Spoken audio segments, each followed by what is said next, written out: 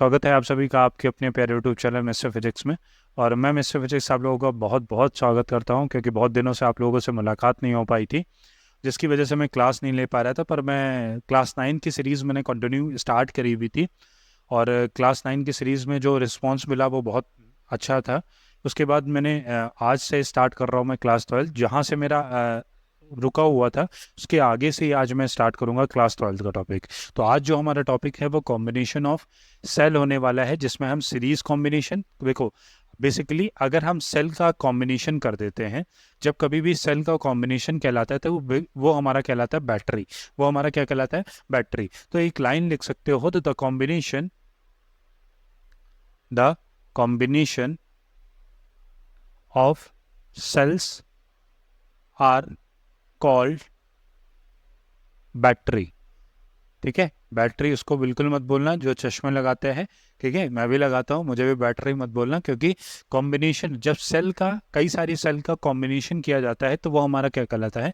Battery कहलाता है। जैसे आप लोगों ने अपने घर में देखी होगी, जो बैटरी होती है, बड़े बड़े जो बैटरी होती है उसके अंदर प्लेटें लगाई जाती है। प्लेट होती है वो सेल का कॉम्बिनेशन, उन सेल को मिला के एक तैयार करी जाती है, उसको क्या बोलते हैं? बैटरी बोलते हैं। ठीक है, उसको क्या बोलते हैं? बैटरी। तो कॉम्बिनेशन ऑफ सेल को तीन तरीके में डिवाइड किया। पहला हमने डिवाइड किया सीरीज कॉम्बिनेशन, दूसरा हमने डिवाइड किया पैरेलल कॉम्बिनेशन, और थर्ड हमने किसमें मिक्स किया?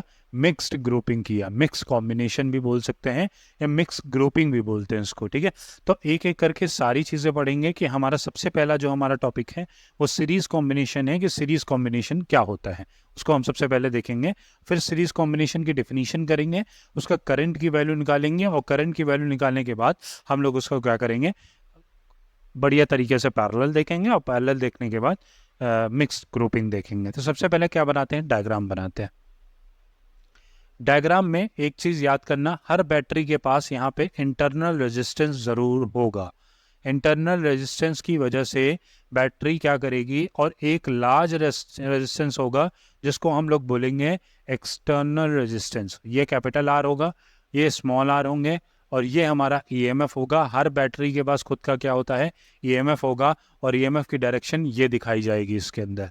ठीक, ये हमारा क्या होगी? डायरेक्शन ईएमएफ होगा इस कॉम्बिनेशन हो, जिसमें मैंने देखो हमारा पॉजिटिव प्लेट और निगेटिव प्लेट, पहली की निगेटिव प्लेट कनेक्ट है दूसरे सेल के पॉजिटिव प्लेट से, दूसरे सेल की निगेटिव प्लेट कनेक्ट है तीसरे प्लेट की पॉजिटिव प्लेट से। तो इन सब चीज़ों को देखो, सारे के सारे किस में कंबाइंड है? सीरीज में कंबाइंड है। किस में कंबाइंड है? सीरीज में कंबाइंड है। तो अगर हम टोटल ईएमएफ निकालें, total EMF of cell, total EMF of, sorry, cell, cell, total EMF of cell, तो यहाँ पे हम मान लेते हैं कि हमारे जो नंबर ऑफ इसके अंदर सेल लगे हुए हैं वो n नंबर ऑफ सेल लगे हुए हैं। तो टोटल ईएमएफ क्या आ जाएगा? NE आ जाएगा। क्या आ जाएगा? NE आ जाएगा। और टोटल इंटरनल रेजिस्टेंस कितना आएगा? इंटरनल रेजिस्टेंस कितना आएगा? देखो, सारे के सारे रेजिस्टेंस किस में कनेक्ट हैं? सीरीज में कनेक्ट हैं। सारे के सारे किस में कनेक्ट हैं? सीरीज में। तो अगर n नंबर ऑफ रेजिस्टेंस हैं, n नंबर ऑफ सेल्स हैं, तो उसमें इंटरनल रेजिस्टेंस भी क्या होगा? NR होगा। तो अब हम क्या निकालेंगे? Total resistance of the circuit निकालेंगे। ये तो टोटल इंटरनल रेजिस्टेंस आ गया। अब total resistance of the circuit, और एक यहाँ पे एक्सटर्नल रेजिस्टेंस R भी है, तो total internal resistance plus external resistance हम का सम करेंगे। Total resistance, total resistance of the circuit की क्या बात करेंगे? Circuit, total resistance of the circuit कितना होगा?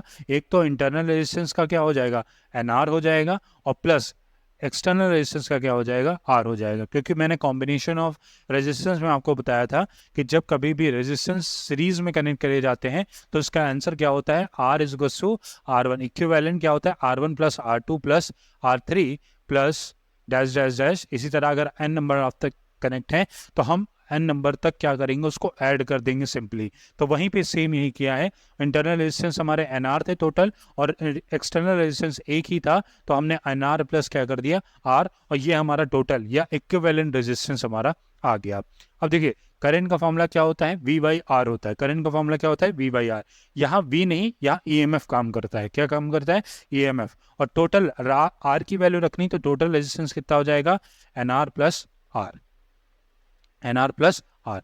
ये हो गया करंट का फॉर्मूला, और इसकी यूनिट क्या हो जाएगी, एम्पेयर इसकी यूनिट हो जाएगी। ठीक, समझ में आ गया।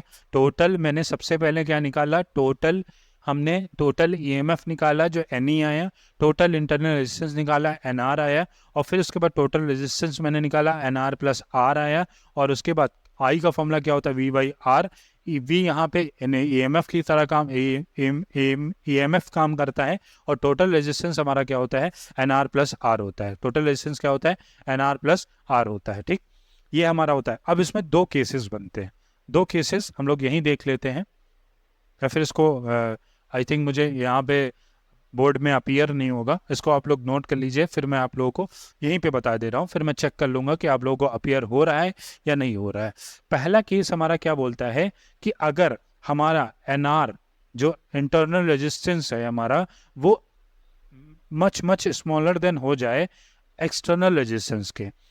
क्या केस है, अगर मेरा total internal resistance much smaller then हो जाए टोटल एक्सटर्नल रेजिस्टेंस से, तो जो फॉर्मूला बनता है I का वो क्या हो जाएगा, ये वाला टर्म छोटा हो गया, तो ये लगभग 0 के बराबर कंसीडर कर लिया जाता है। लगभग क्या हो जाता है, 0 हो जाता है। तो यहाँ पे n नंबर ऑफ है, तो हम यहाँ पे हमें NE रखा था ना, टोटल इंटरनल रेजिस्टेंस कितने थे, NE थे, तो EMF की जगह पे हम क्या रखेंगे, NE रखेंगे। तो ये हमारा क्या हो जाएगा, NE बाई क्या हो जाएगा, R हो जाएगा। क्योंकि ये मच स्मॉलर देन R है, तो इसको लगभग हम किसके बराबर मान लेते हैं, 0 के बराबर कंसीडर कर लेते हैं।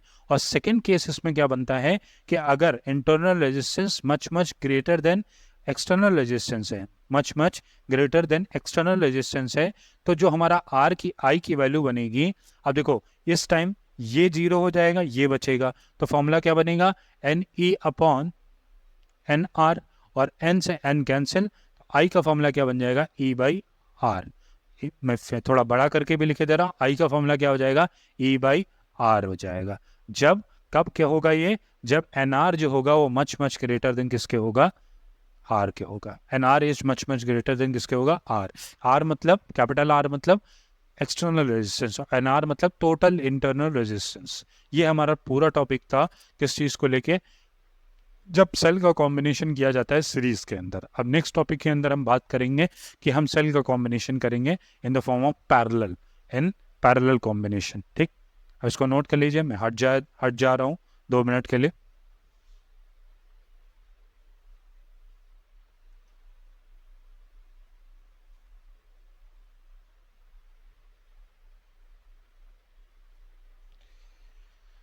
बहुत अच्छी तरीके से अपीयर हो रहा है आप लोगों का।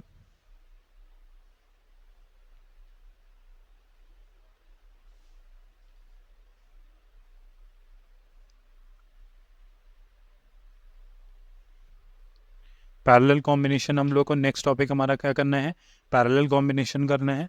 इसको आप लोगों ने नोट कर लिया होगा, उम्मीद है।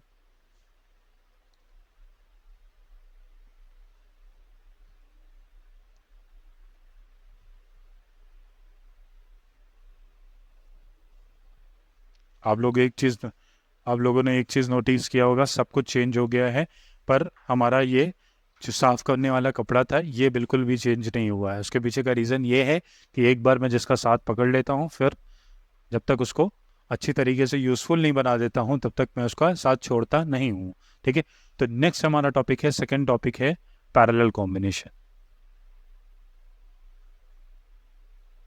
पैरेलल कॉम्बिनेशन, अब इसका प्यारा सा एक पहले डायग्राम बनाते हैं। डायग्राम इसका कैसा होगा कि हम सारा कॉम्बिनेशन का सर्किट जो होगा, सबके पास हमारा वही सेम चीज़ इंटरनल रेजिस्टेंस भी होगा, सिर्फ मैं 2 ही बना रहा हूँ। इसमें कनेक्ट होते हैं, n number of cell connect होते हैं, और यहाँ पे एक लार्ज एक्सटर्नल रेजिस्टेंस भी कनेक्ट होगा जो पूरे सर्किट का होगा, जो कैपिटल R होगा। ये स्मॉल r, ये भी स्मॉल r, ये EMF E और EMF E। क्या कहा, सर्किट है जिसका टोटल EMF, हर सर्किट के ऊपर जो EMF है वो E है, इसके ऊपर इंटरनल रेजिस्टेंस क्या है, स्मॉल r है, और जो एक्सटर्नल रेजिस्टेंस है वो कितना है, एक्सटर्नल रेजिस्टेंस हमारा कैपिटल R है। एक्सटर्नल रेजिस्टेंस कितना है, कैपिटल R है। चलिए एक एक करके सॉल्व करते हैं। अगर हम equivalent if the equivalent internal resistance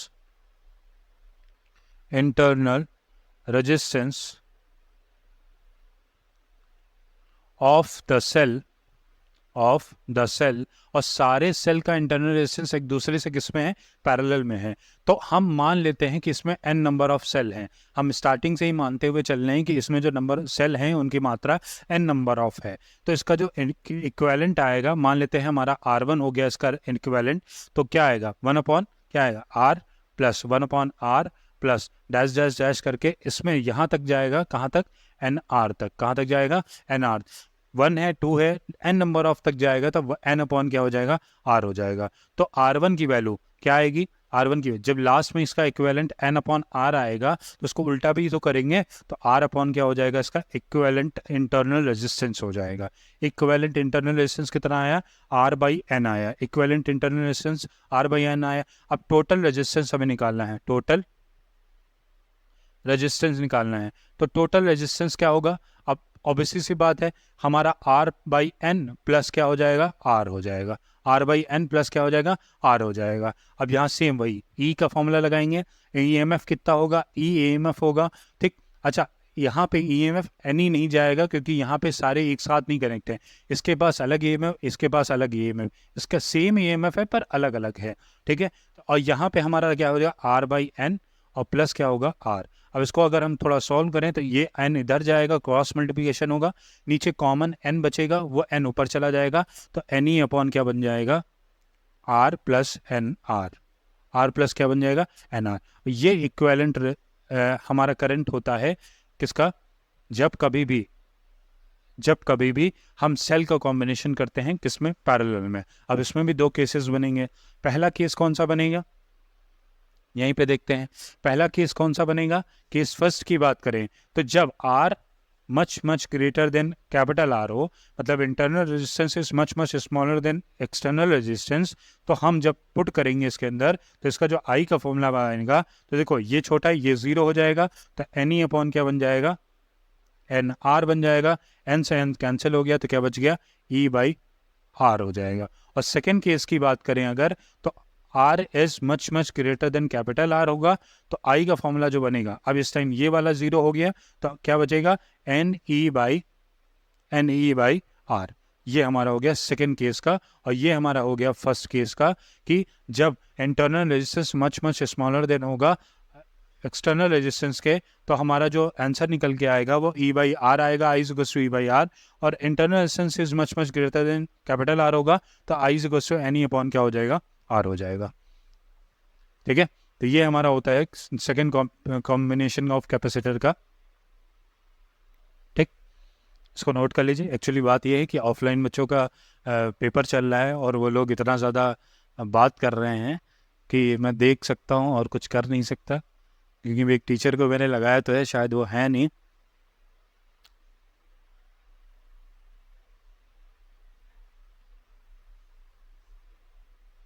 चिकर हो गया, हो गया।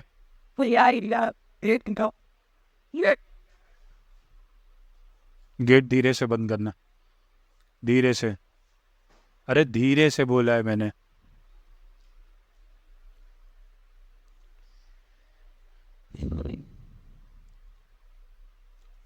ठीक है, नोट कर लिया, मैं साइड में हट जाता हूँ, इसको नोट कर लीजिए आप लोग। बहुत दिनों बाद आप लोगों से मुलाकात हुई है फेस टू फेस। अब नेक्स्ट कॉम्बिनेशन हमारा है, नेक्स्ट कॉम्बिनेशन कौन सा है, मिक्स ग्रुपिंग का। थर्ड कॉम्बिनेशन कौन सा था, मिक्स ग्रुपिंग का। थर्ड कॉम्बिनेशन कौन सा था, मिक्स ग्रुपिंग का कॉम्बिनेशन है। इसके अंदर हम लोग मिक्स ग्रुपिंग करेंगे कि मिक्स ग्रुपिंग होती क्या है और उसके अंदर हम कैसे फॉर्म करते हैं क्वेश्चन को, वो देखेंगे।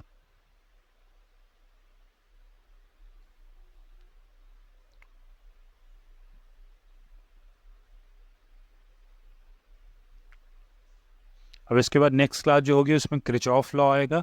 क्रिचॉफ लॉ, व्हीटस्टोन ब्रिज, दोनों साथ में ही बताऊंगा मैं, क्योंकि दोनों का कॉम्बिनेशन लगभग सेम होता है, इसी वजह से हम दोनों साथ में ही बताएंगे, ठीक है। गेट धीरे बंद करना, गेट धीरे, उसमें लड़े ना। चाय आ चुकी है आप लोगों की?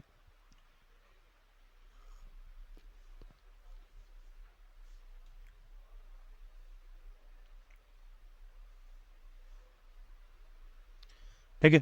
थर्ड हमारा कौन सा है? मिक्स ग्रुपिंग है। थर्ड कौन सा है? मिक्स्ड वाला है। मिक्स्ड ग्रुपिंग के अंदर क्या है, हम मानते हैं मिक्स ग्रुपिंग का सबसे पहले तो डायग्राम बनाते हैं। इसमें क्या होगा, मिक्स ग्रुपिंग के केस में क्या होता है कि इसमें हमारा सीरीज कॉम्बिनेशन भी चलता है और पैरेलल कॉम्बिनेशन भी चलता है। सबके पास इस खुद का इंटरनल रेजिस्टेंस भी होगा, खुद का इंटरनल रेजिस्टेंस भी होगा।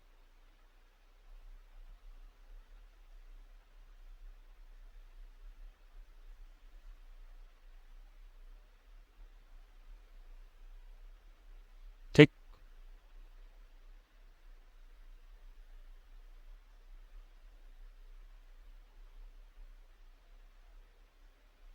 थोड़ा सा डायग्राम थोड़ा अलग बन रहा होगा, उसको आप लोग माइंड मत करिएगा।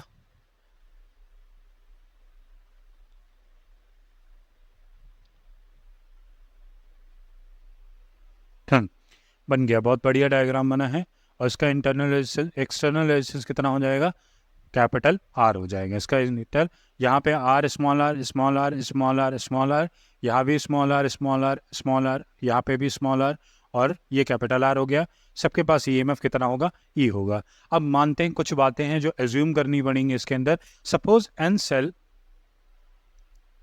Suppose n cells are connected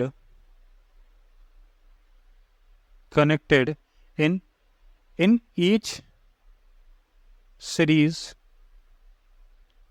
and n cell है सीरीज के अंदर, and such m cell m series are connected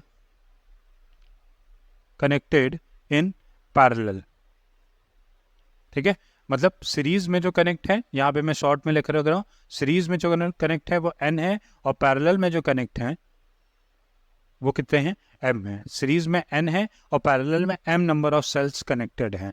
ये n नंबर ऑफ सीरीज में कनेक्टेड हैं और m नंबर ऑफ सेल किस में कनेक्टेड है? पैरेलल में कनेक्टेड हैं। अब देखो, अगर हम ईएमएफ की बात करें, इसके अंदर ईएमएफ जो है वो E है, capital E is the EMF. ठीक। अब इंटरनल रेजिस्टेंस हमारा कितना है बैटरी का, इस पूरे बैटरी का या पूरे सेल का जो इंटरनल रेजिस्टेंस है वो कितना है? स्मॉल आर है। और एक्सटर्नल रेजिस्टेंस जो है हमारा वो कैपिटल आर है। ये बातें हैं, ये मैं थोड़ा साइड में लिख देता हूं तब भी चल जाएगा, कोई दिक्कत नहीं है। जो हमारा इंटरनल रेजिस्टेंस है बैटरी का, यहां पे भी लिख दे रहा हूं मैं, ईएमएफ ई है, इंटरनल रेजिस्टेंस स्मॉल आर है, और एक्सटर्नल रेजिस्टेंस कैपिटल आर है। ये तीन चीज़ें हैं जो आप लोग को इस पूरे डायग्राम के अंदर ध्यान रखनी। और सीरीज के अंदर जो नंबर ऑफ सेल कनेक्टेड है वो स्मॉल n है, और पैरेलल के अंदर जो नंबर ऑफ सेल कनेक्टेड है वो स्मॉल m है। अब देखो, अब जब हम दोनों का कॉम्बिनेशन करेंगे तो यहाँ पे जब इक्विवेलेंट निकालेंगे तो इक्विवेलेंट जो निकल के आएगा वो कितना निकल के आएगा? फरहान क्या कर रहा है? देखो, अगर मैं सीरीज की बात करूंगा, जब मैंने सीरीज वाला कराया था तो वहां इक्विवेलेंट रेजिस्टेंस था वो एनआर निकल के आया था। इक्विवेलेंट रेजिस्टेंस कितना निकल के आया था? एनआर निकल के आया था। इसी तरह इन सारे सीरीज को भी तो पैरेलल में डिवाइड करना पड़ेगा। तो सबसे पहले मैंने क्या कर दिया, अब इन दोनों को कंबाइन करेंगे, इन दोनों को कंबाइन करेंगे एनआर आएगा, इन दोनों को कंबाइन करेंगे एनआर आएगा, इन दोनों को कंबाइन करेंगे एनआर आएगा, और सारे एनआर आके सारे के सारे जो एनआर होंगे वो सब आएंगे तो सारे के सारे किस में हो जाएंगे? पैरेलल में हो जाएंगे ना। तब हम किसका फॉर्मूला लगाएंगे? पैरेलल का फॉर्मूला लगाएंगे। तो वही मैंने सेम यहाँ कर रहा है। ठीक, हमने कहाँ तक कनेक्ट किया हुआ है इसको? अप टू, अब इस पैरेलल में कहाँ तक गया था? अप टू m टर्म्स तक जाएंगे, अप टू m टर्म्स तक जाएंगे। ठीक, अप टू कहाँ तक जाएगा? m टर्म्स तक जाएगा। तो 1/r1 का फॉर्मूला क्या आ जाएगा? m/n/r, m/n/r। तो यहाँ से r1 का फॉर्मूला कितना निकल के आएगा? n उल्टा हो जाएगा, nr/m हो जाएगा। ये इक्विवेलेंट रेजिस्टेंस आया पूरे सर्किट का, इक्विवेलेंट रेजिस्टेंस आया किसका, पूरे सर्किट का इक्विवेलेंट रेजिस्टेंस निकल के आया। अब क्या करना है, अब टोटल रेजिस्टेंस निकालना है। दूसरा केस हमारा क्या होता है, total resistance,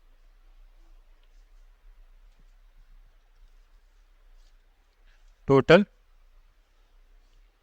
resistance, total resistance कितना हो जाएगा, n R divide by m ये है, और प्लस हमारा क्या हो जाएगा, आर हो जाएगा। ठीक, टोटल रेजिस्टेंस कितना आ गया, n R upon m plus R. ठीक, अब ये करने के बाद आई का फॉर्मूला पुट कर दो, आई इज इक्वल्स टू क्या हो जाएगा, I is equals to e same वही आएगा, नंबर ऑफ टर्म कितने थे, एन थे, और यहाँ पे total resistance n R divide by क्या हो जाएगा, एम प्लस आर हो जाएगा। तो इन सब को जब हम सॉल्व करेंगे तो यहाँ m क्रॉस मल्टीप्लिकेशन होगा, m क्या होगा, क्रॉस मल्टीप्लाई होगा, और m ऊपर चला जाएगा, तो n m E divided by n R plus M R, इसका क्या हो जाएगा, इक्विवेलेंट करंट आ जाएगा, और इसकी यूनिट क्या हो जाएगी, एम्पियर, इसकी यूनिट क्या हो जाएगी, एम्पियर। अभी मैं एक बार तुमको पूरे एक फॉर्मेट में भी समझा दूंगा कि सीरीज, पैरेलल और मिक्स्ड ग्रुपिंग का फॉर्मूला क्या आया था। ठीक है, उसकी चिंता करने की कोई ज़रूरत नहीं है। ठीक है, ये आ गया। अब इसके अंदर, हाँ, ये हमारा हो गया मिक्स ग्रुपिंग का। इसके अंदर आपको अगर केस बनाना है तो, क्योंकि दोनों कॉम्बिनेशन बनते हैं, एनआर वाला भी बनता है, एमआर वाला भी बनता है, तो इसमें केसेस का कुछ ज़्यादा कुछ महत्व नहीं होता है, बस ये हमारा कॉम्बिनेशन होता है मिक्स ग्रुपिंग का। नोट कर लीजिए, मैं तब तक मैं देख लूँ ऑडियो वीडियो क्लियर रिकॉर्ड हो रहा है कि नहीं। बहुत बढ़िया, बहुत अच्छी तरीके से, बहुत खूबसूरती की तरह से रिकॉर्ड हो रहा है।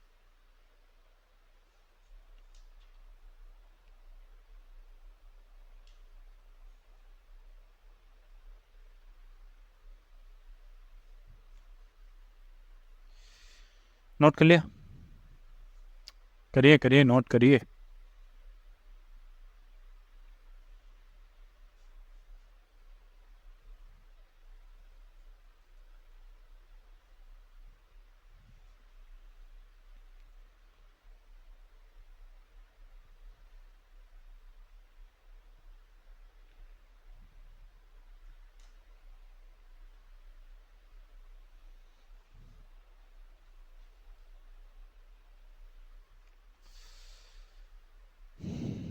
ठीक, अब एक बार मैं पूरा फॉर्मेट में आप लोगों को समझा दे रहा हूँ। एक साइड में इसका नोट बना के लिख लेना कि सारे के फॉर्मूले क्या होते हैं। एक फॉर्मेट बना दे रहा हूँ और यहीं से हमारा ये टॉपिक हो जाएगा खत्म। देखिए एक एक करके, अगर मैं पहला, हमने किसकी बात करी, सीरीज की बात करी। दूसरा हमने किसकी बात करी, पैरेलल की बात करी। ठीक, और तीसरा मैंने किसकी बात करी, मिक्स ग्रुपिंग की बात करी, मिक्स्ड ग्रुपिंग। ठीक, अच्छा, अब एक एक करके खुद से निकालने की इसकी कोशिश करिए कि खुद से क्या होगा इसका। अगर मैं इसकी बात करूं तो आई का फॉर्मूला क्या आया है, n E upon N R plus R, ये हमारा आया है सीरीज में। आई का फॉर्मूला इसके अंदर क्या आया, N E upon R plus N R निकल के आया। और थर्ड मैंने क्या निकाला, I is equal to M N E upon N R plus M R निकल के आया। ये हमारा तीनों का फॉर्मूला हो गया। इन दोनों में केस बने थे। पहला केस ये बना था कि n R much smaller than capital R हो जाए, तो आई का जो फॉर्मूला आएगा ये टर्म जीरो हो जाएगा, तो एन ई अपॉन क्या हो जाएगा, आर हो जाएगा। अगर दूसरा केस क्या बना कि अगर n R much greater than capital R हो जाए, तो आई का फॉर्मूला क्या बनेगा, ई बाई आर बनेगा। ये पहले केस की बात होगी, ये पहले सीरीज का कॉम्बिनेशन का पूरा है। अगर इसमें पहले केस की बात करें तो इसमें भी same, R is much smaller than capital R हो जाए, तो एनी आई का फॉर्मूला जो बनेगा वो क्या बनेगा, ई अपॉन आर बनेगा। और सेकेंड केस मैंने बोला कि R is much greater than capital R हो जाए, तो आई इज इक्वल टू क्या बनेगा, एनी अपॉन आर बनेगा, एनी अपॉन आर बनेगा, क्योंकि इस केस में आर जीरो होगा और इस केस में स्मॉल आर जीरो होगा। Capital R is the external resistance, small r is the internal resistance. उम्मीद करता हूँ बहुत अच्छी तरीके से समझ में आया होगा आप लोगों को। बहुत बेहतर तरीके से मैंने बताने की पूरी कोशिश करी, ठीक है, समझ में आ गया। अच्छा, एक छोटी सी चीज़ है, अगर आप लोगों को लिखना है तो आप लोग लिख लीजिए, इसी में लिख लीजिए, in mixed grouping, in mixed grouping, थोड़ा सा एक्सेप्शन है मिक्स्ड ग्रुपिंग के अंदर। In mixed grouping the current in the external circuit will be maximum, क्या होना चाहिए, मैक्सिमम कब होगा, when, उम्मीद करता हूं आप लोगों को स्क्रीन पे दिख रहा होगा, कट नहीं हो रहा होगा, when कब होगा, when the internal resistance of the battery is equal to the external resistance। तब के केस में, इस केस के अंदर जो फॉर्मूला बनता है रेजिस्टेंस, तब के केस में जो कैपिटल आर का फॉर्मूला बनता है वो NR/M बनता है। ये ध्यान रखना, NR/M बनता है। मैं एक बार चेक कर ले रहा हूँ कि आप लोगों को ये अपीयर हो रहा है कि नहीं अपीयर हो रहा है। हाँ, दिख रहा है आप लोगों को, कोई बात नहीं, बहुत अच्छी तरीके से दिख रहा है आप लोगों को। In mix grouping the current in the external circuit will be maximum कब होगा, जब internal resistance of the battery बराबर होगी एक्सटर्नल रेजिस्टेंस की बैटरी के। तो जहाँ पे आर का formula N external resistance divide by क्या होता है, M होता है। ये याद रखना। इसके पीछे का कॉन्सेप्ट होता है कि जो हमारा ये लास्ट वाली जो वैल्यू होती है ये लगभग 0 के बराबर हो जाती है, और जब 0 के बराबर हो जाती है तो NR ये 0 होगी, तो अंडर रूट में इसका स्क्वायर लेते हैं तो NR बराबर हो जाता है MR। मतलब मैं यहीं से बता दे रहा हूँ, NR जो होता है, NR बराबर हो जाता है MR। ये सर्किट ये कह रहा है, तो हमें कैपिटल R निकालना है, तो NR डिवाइड में क्या हो जाता है, M हो जाता है, और ये एक्सटर्नल रेजिस्टेंस का फॉर्मूला आ जाता है। जब इंटरनल रेजिस्टेंस बराबर हो जाता है एक्सटर्नल रेजिस्टेंस के, तो ये जो फॉर्मूला निकल के आता है एक्सटर्नल रेजिस्टेंस का, वो NR/M आता है। उम्मीद करता हूँ बहुत अच्छी तरीके से समझ में आया होगा। पूरा मैंने पोटेंशियल देने की कोशिश करी है, ठीक है। कोई डाउट होगा तो प्लीज़ कमेंट में ज़रूर छोड़िएगा, और एक बेहतर कोई अगर आपको सजेशन देना होगा तो उसके लिए भी कमेंट में ज़रूर बोलिएगा। थैंक यू सो मच, मिलते हैं नेक्स्ट क्लास के अंदर। तब तक के लिए पढ़ाई करिए, अच्छे से मस्ती करिए, मस्ती नहीं पढ़ाई मस्ती दोनों इक्वली फॉर्म में करिए। मिलते हैं नेक्स्ट क्लास के अंदर। Thank you so much.